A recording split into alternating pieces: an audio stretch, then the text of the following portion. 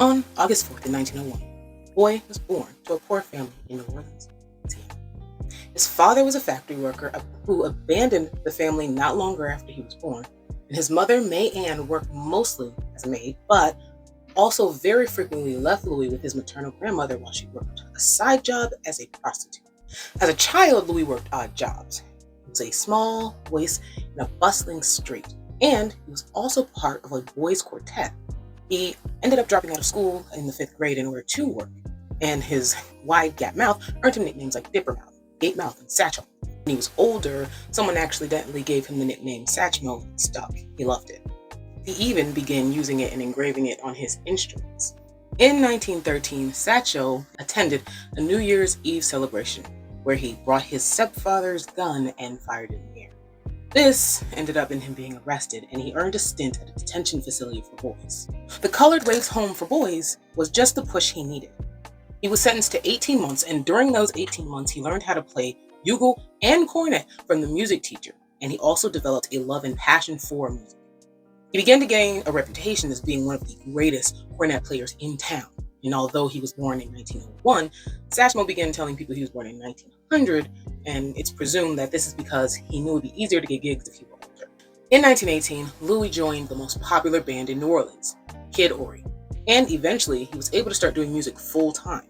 Louis went on to play multiple jazz bands for 3 years in Chicago and Harlem, including King Oliver's Creole Jazz Band, where he met his second wife, a pianist named Lillian Harding. It was Lillian who jump-started his career and stardom. Louis was happy with his music career as it was, but Lily believed Oliver was holding him back and that he was too talented not to have a band of his own, and so she pushed him to cut ties with his mentor and join Fletcher Henderson's orchestra, the top African-American dance band in New York City at the time. Taking her advice, he joined Henderson in 1920. Immediately, he made his presence felt known with a series of solos that introduced the concept of swing into the band. It was a great influence on Henderson. However, his strong Southern background didn't mesh well with the more urban and Northern mentality of the rest of the band.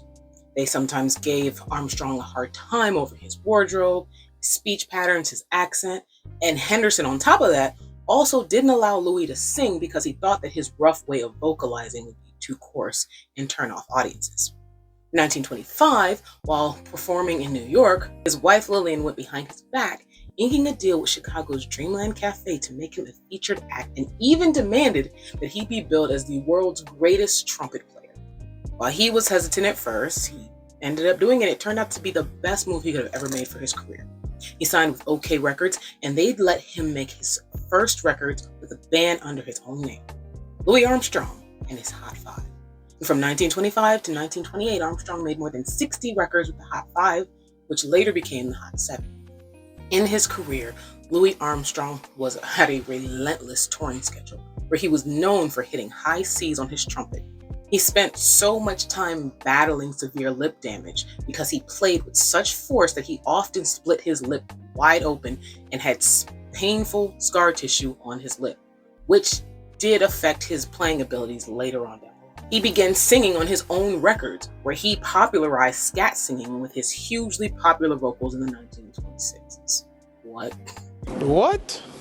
Where he popularized scat singing with his hugely popular vocals on the song Heebie Jeebies. While performing with Tate in 1926, that's when Armstrong finally switched from cornet to trumpet, which made him the famous Louis Armstrong that we know of today. Louis actually got to play for King Henry in 1942, where he famously gave him the nickname Rex, which was him breaking a rule where entertainers were forbidden to speak directly to the royal family. And in 1915, during the Cold War, he served as a musical ambassador. In late 1963, Armstrong and his band recorded the title track for the musical Hello, Dolly.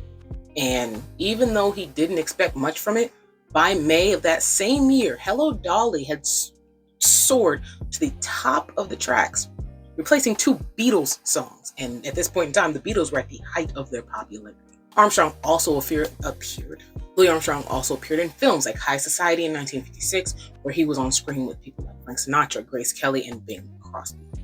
Throughout his entire life, Armstrong enjoyed a very fulfilling career, and his music was welcomed in all parts of the world. And after his death, he remains one of the fathers of jazz. A Wonderful World, the Louis Armstrong musical, is a captivating, jazzy play with heart and history. Tony Award winner James Monroe Eaglehart wrote the play, and it brings the king of jazz to life while showcasing his music. The show is a journey through Louis Armstrong's life, legacy, and the groundbreaking role that he has in shaping jazz in America, but from the perspective of his 4 wives, and premiered on Broadway in November of 2024. And if you'd like to know more about some history behind some interesting plays, you can click on my History Behind the Musical playlist. And if you're thinking of looking into something else, you can look at a recommended video by YouTube right here. But that's all I have to tell you, and so I'll see you later.